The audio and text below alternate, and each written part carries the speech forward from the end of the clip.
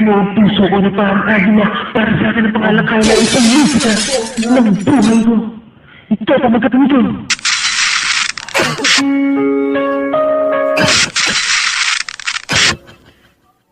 Excuse me.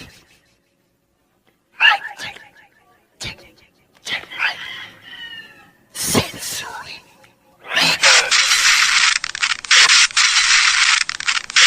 Pag gumagawa ako ng kanta, puro tungkol sa'yo, Kyla.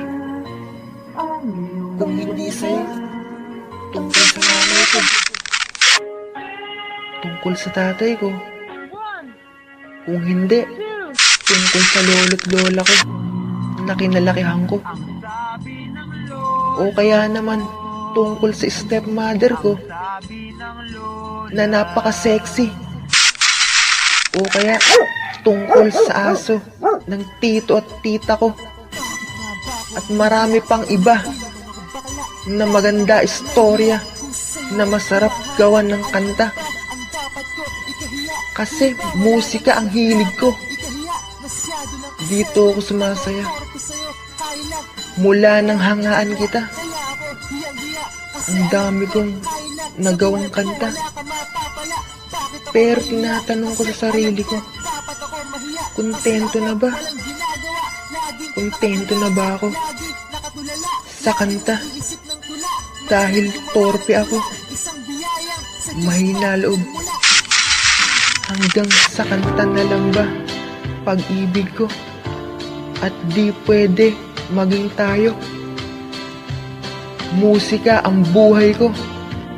Musika ang buhay na aking tinataglay. Ikaw ang dahilan kung ba't ako nagtuduklay-duklay. Ikaw na lang ang kulang sa buhay ko para makumpleto at sumaya ng totoo. Hampo sa katopihan.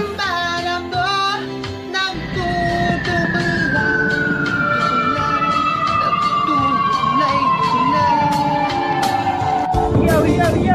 Musika ng buhay ko! Ito ang pangagat nito! Ay, nako! Musika ang buhay na aking taglay!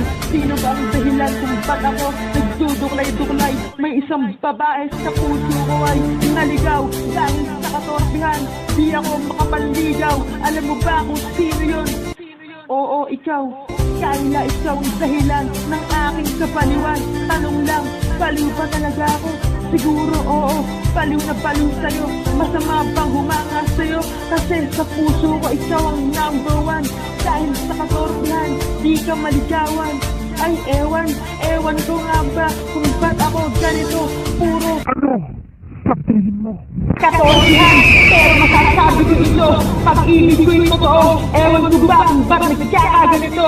Laging nalilito, laging kinakabahan, nanginginig ang katawan. Hindi ko alam, parang dinidemonyo aking katauhan. Oras ay lumilipas, hindi ko malilituhan. Hindi ako makalabas ng aming tahanan dahil sa aking kabaluan.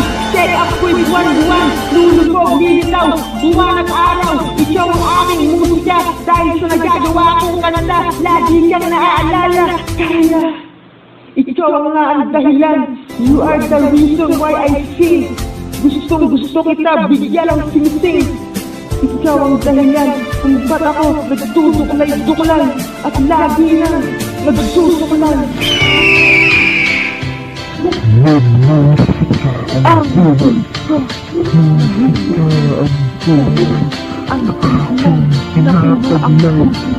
sana, sinabi mo ang puso mo.